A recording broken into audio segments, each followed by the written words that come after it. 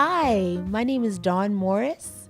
I hope everyone is doing well this evening. At least it's evening here in Illinois.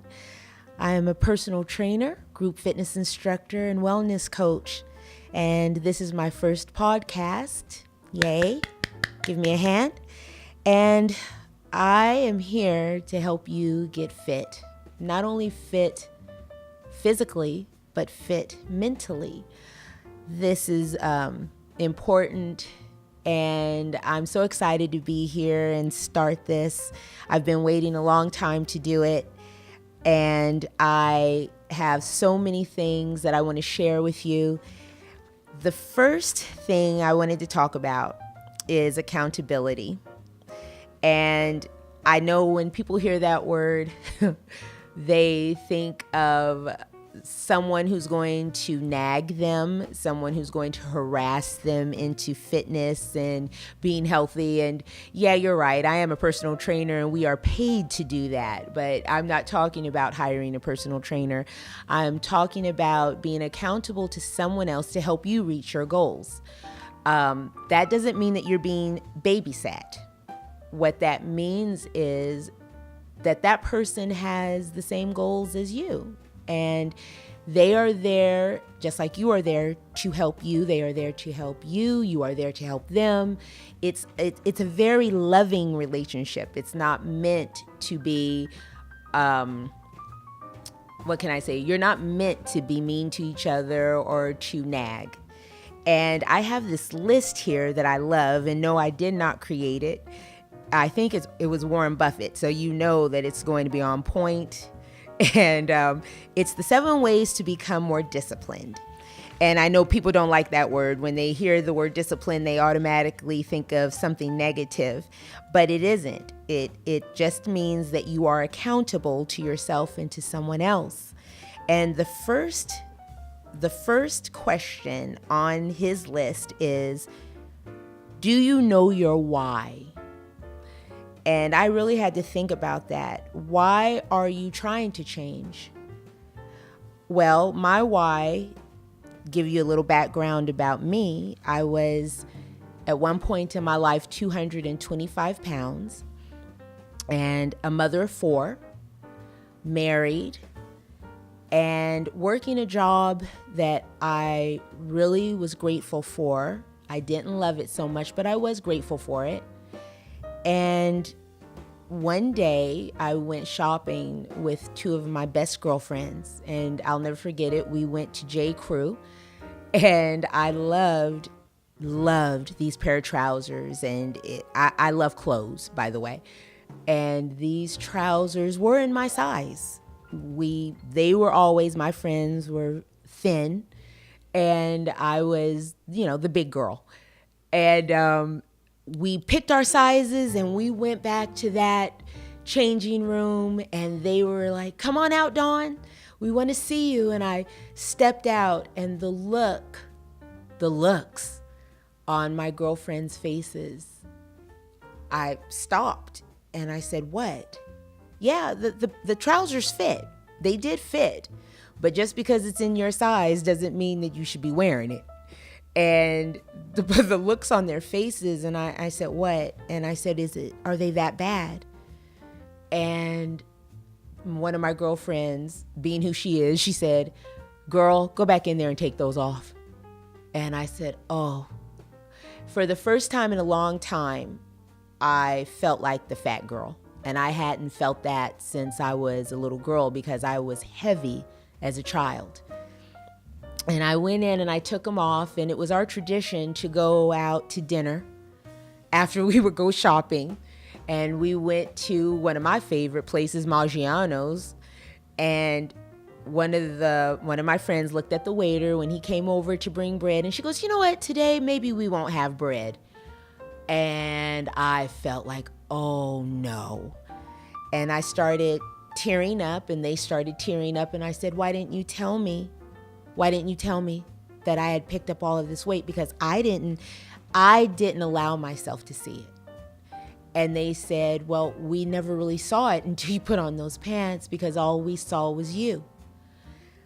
But That day, that night, I went home and I dug through my closet and found workout clothes. And I found a pair of old sneakers. And that next morning I was up and I was working out. Now, that was my why. Very shallow, very vain. I wanted to get into those pants and I wanted to look good. It wasn't because I felt ugly. It wasn't because people were picking on me or anything like that. It was just, I wanted to fit in those clothes and I wanted to look good in those clothes. But that was my why.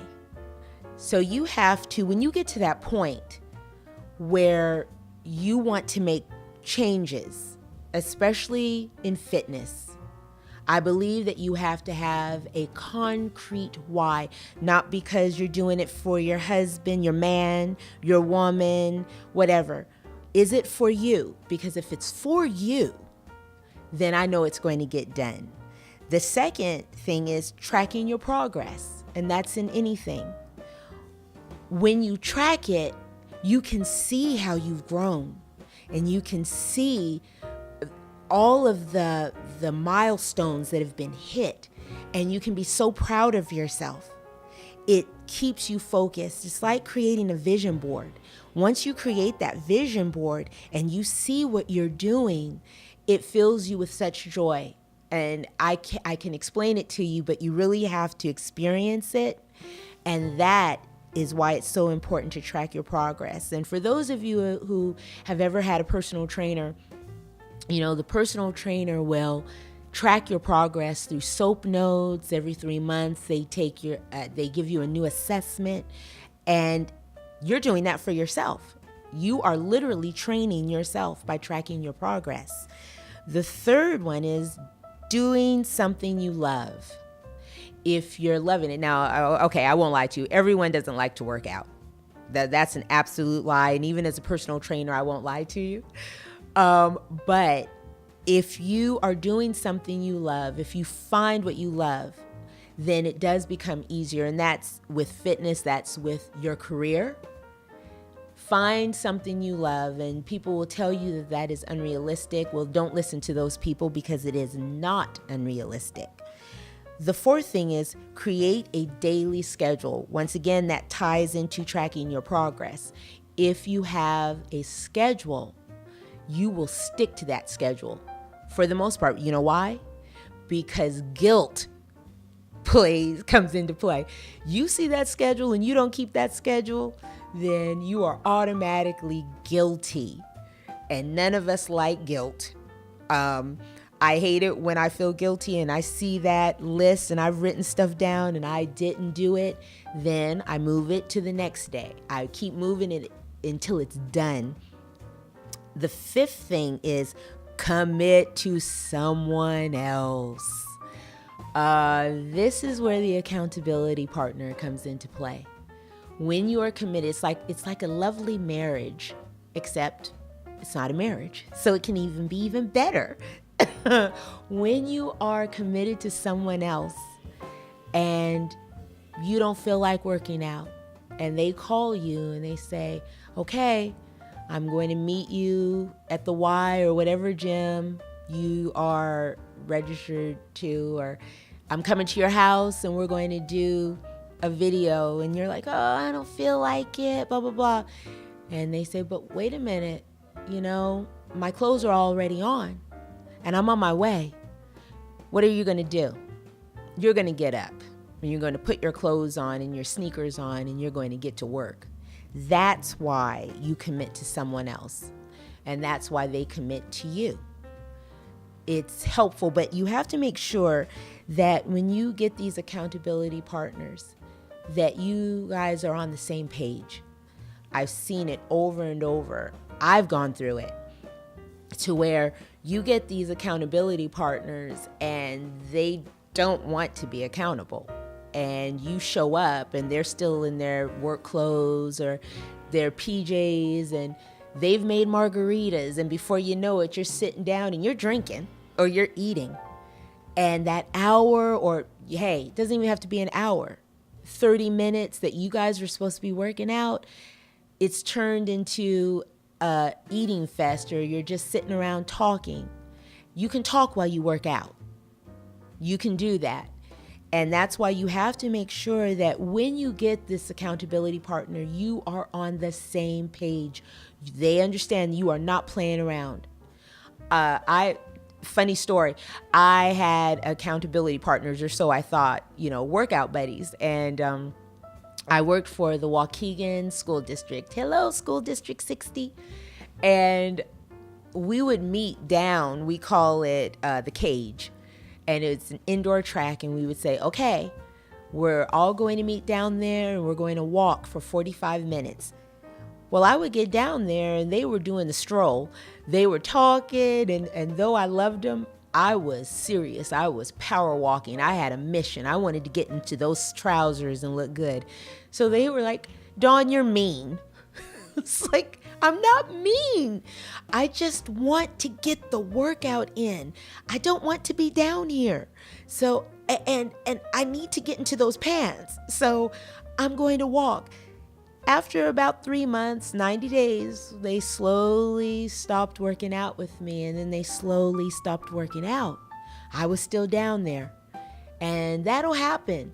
But you have to make the decision from the very beginning. Even if they fall off, you're going to continue going. No matter what, you continue going. So that goes into create a morning routine. Create that routine. The routine is the schedule. No one bumps you off your square. You have that routine. I don't care if they call you, unless they're bleeding, unless there's a fire, you do not stop doing what you're doing. It got to the point with me, people knew not to call me. I would get off of work, I would take care of my kids, and my workout clothes were on. They knew not to call me. And that was before cell phones, so I didn't have one, but my landline, don't call Dawn between 5:30 and 6:30. She's working out. She's not going to answer her phone, because I knew that if I took one step out of my routine, I'm done. You have to know yourself. And then 7, have a designated place where all of this fun is going to happen. No one comes into your space. If you say you're going to LA Fitness, then you be at LA Fitness. If you know you can't go straight home from work, have your gym clothes in your car with your sneakers and your water, blah, blah, blah, whatever you need. You go straight from work to the gym.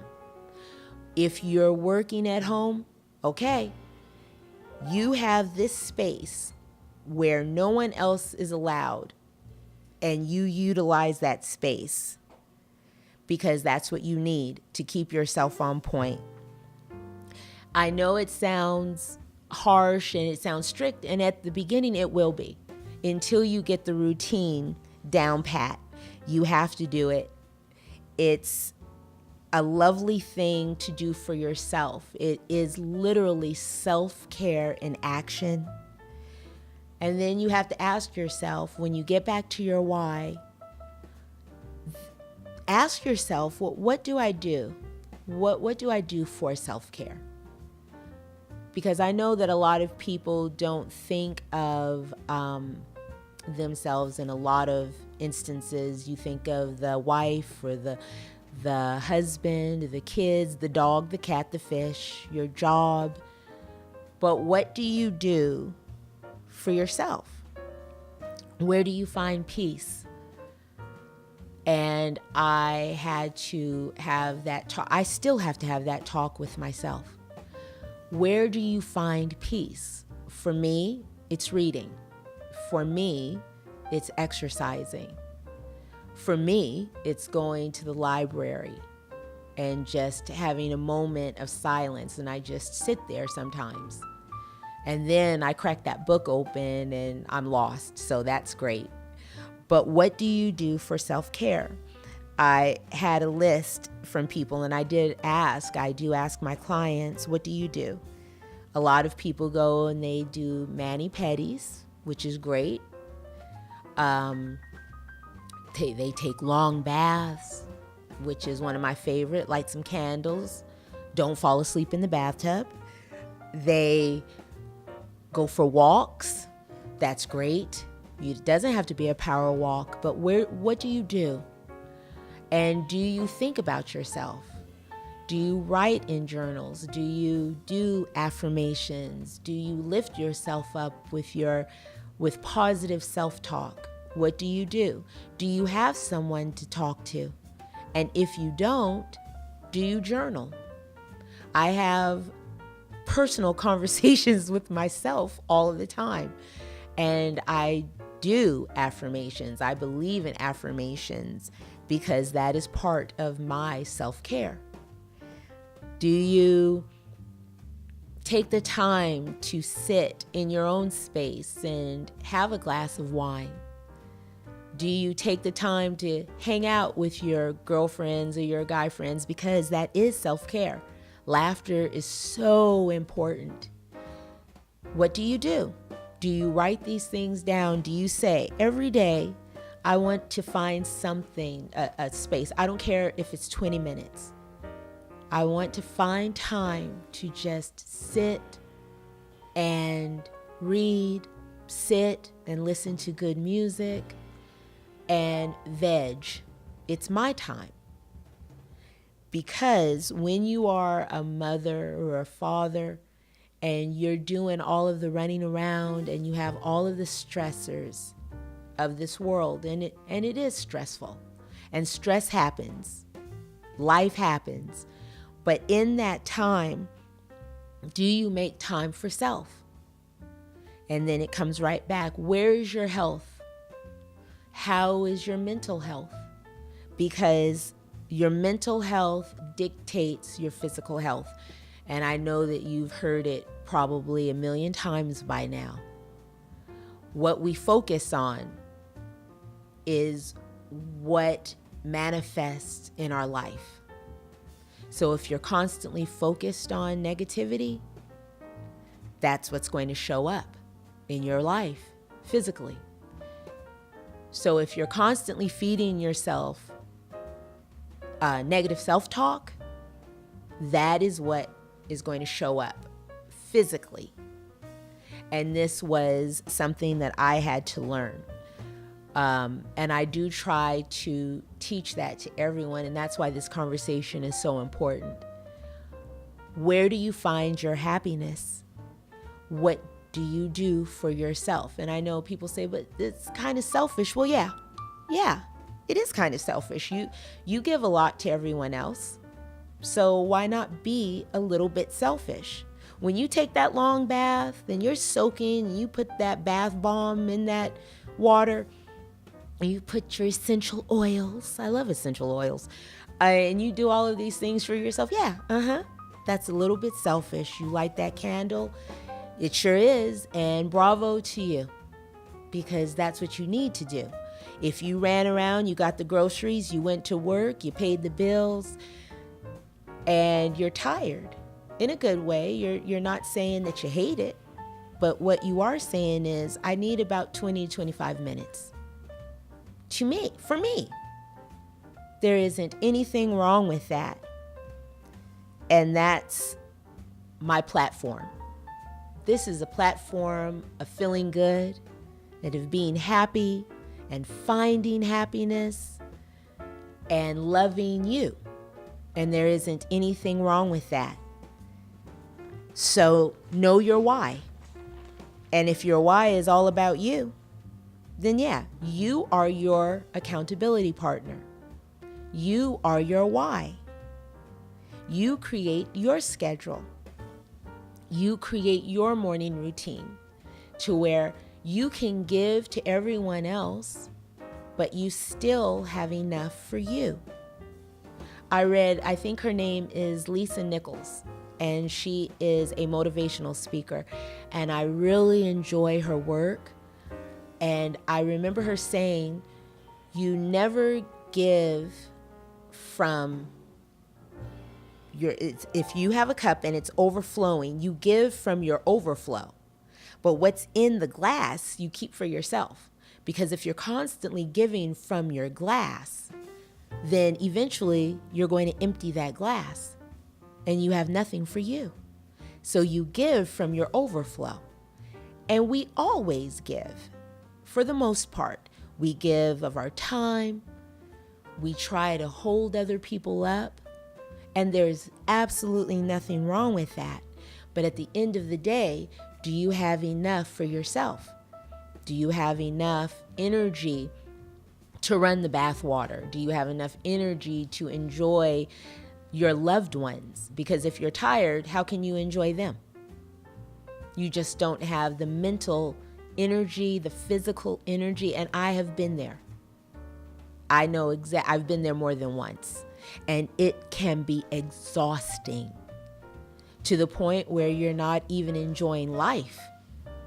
You're not enjoying life, and that is not living. There's this quote, "Are you just breathing and calling it living?" And when I read that, I was like, whoa, I felt that in my soul, as we say. Are you breathing and just calling it living? You get up, you get the kids ready, you get them out, they look good, they feel good, that's great. You get dinner started. Probably you got to put the load of laundry in the washer. Everyone does that before they go to work. You put one load in. You're running. You get to work, you're running. You do your job, you're running. You eat lunch, you're probably eating it on the run. You're not even enjoying it. You're running. You get home, you're running. You get the kids done, you're running. And then by maybe you get to bed by 11:30, you get up, you do it all over again. So in that time, in that space, what did you do for self? What did you do? Now, every day you might not be able to do something for yourself. And that's cool too, because that's just life. That's just reality. But the reality doesn't have to be a negative thing. We get enough reality on the news. So what I'm trying to do is help you clear the space, help you clear some spaces to where you can sit back and take a deep breath, because it's all about the deep breath. And you can say, okay, I took care of everyone that I love.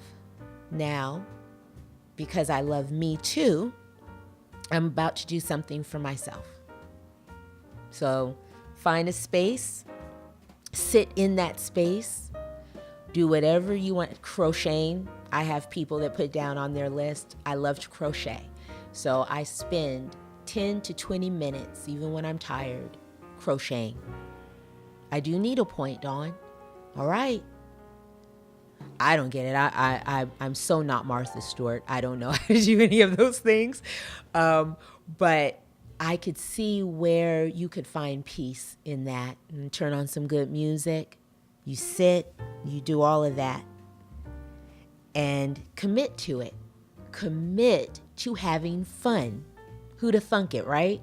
You can commit to having fun for you. I like going to art museums by myself. Yeah, it's wonderful when I can go with a friend, but I'm okay with going by myself. And I love to just, of course, you walk through and it's so peaceful and you have your cup of coffee, and I love coffee. Let's get a whoop whoop for Chevalier. I love my coffee. And you just walk through and it's peaceful. And I feel rejuvenated. It's like having that early morning cup of coffee, your cup of joe, and you're just sitting there in your favorite chair and you're just watching your street. You're not really looking at anything, but it's that grace that comes over you, that peace. And that's why you have to find that moment, because it is rejuvenating. You can find energy in peace. And that's what it's all about. So what are you doing? What are you going to do? What are you going to do to self-care, which goes into self-love? Have you ever thought about that? How much do you love yourself? I had this conversation this morning with a client, and I had to stop this client. She was looking in the mirror, and the first thing that comes out of her mouth is something negative. And I said, hold on, not in my space. No negative self-talk is allowed when I'm training you. None. So I turned her around and I said, I want you to look at yourself. How much do you love yourself? Aren't you good enough? You're better than good enough. And these are the things you have to remind yourself. And this is why you want to make your health better. This is why you work out. This is why you practice self-care. These are the whys. Because love. Self-love. And when you break it all down like that, and you have to think about it, oh wow, I actually do like myself. I actually do. Because if you're working out, and especially when you don't like to work out, oh yeah, that is the epitome of self-love. Because a lot of people don't. I don't know these people. I don't really talk to those people who don't like working out. I love working out. Even when I was heavy, I loved working out. I just didn't want to give up that extra plate of mashed potatoes and gravy. I'm not your bread girl, but I do love some mashed potatoes and gravy. And I loved working out. So I said, okay, I've got that down pat. It was the giving up of the rice and the gravy, the potatoes and the gravy, the meat and the gravy, anything with gravy. And that is self-love. And as long as you have that, you're going to find a reason to do what needs to be done. So this show is also about books. Let's talk about books. Okay, so the book of the week, of the month, it all depends on how fast you read. I love reading, and I can't talk about anything else without reading, and I'm going to tell you why. Reading, the love of reading has saved me from depression. It's helped me learn so much about the world and the different people in the world, different cultures. It's helped me learn about myself, and not just self-care books. I'm not talking about those books. I'm just talking about just reading, even in fiction. It grows your vocabulary. I can't tell you how much I love reading. So I decided when me and my producer, Davidion, don't you love that name? Davidion. It rolls off the tongue. Davidion, I can sing it. Okay, anyway, enough of that. I said, I want to talk about books, and then my co-host, who is not here, his name happens to be David. So I have all of these Davidions and Davids surrounding me, which is weird because my dad's name is David. One of my brother's names is David. So I have all of these Davids around me, but I said, I want to talk about books, and I want to talk about wine because I love wine too. No, I'm not a lush, but a little bit of red wine helps your digestive system. Yeah, I just said that. Justification right there. But one of the books that I love so much is called Standing at the Scratch Line. And this book is written by Guy Johnson. Now, Guy Johnson is the son of the most beloved writer of all time, Dr. Maya Angelou. Yes, Guy Johnson. And the book, once again, is called Standing at the Scratch Line. Now, this book has it all. This book has action, love, and the protagonist, his name is King Tremaine. You can't get any better than that. And it is from the forests of France in World War I to the Jazz Age in Harlem. And the protagonist is one of my favorites of all time. Seriously, King Tremaine is a bad brother. And you read this book, I so want you to pick it up. Once again, it's called Standing at the Scratch Line.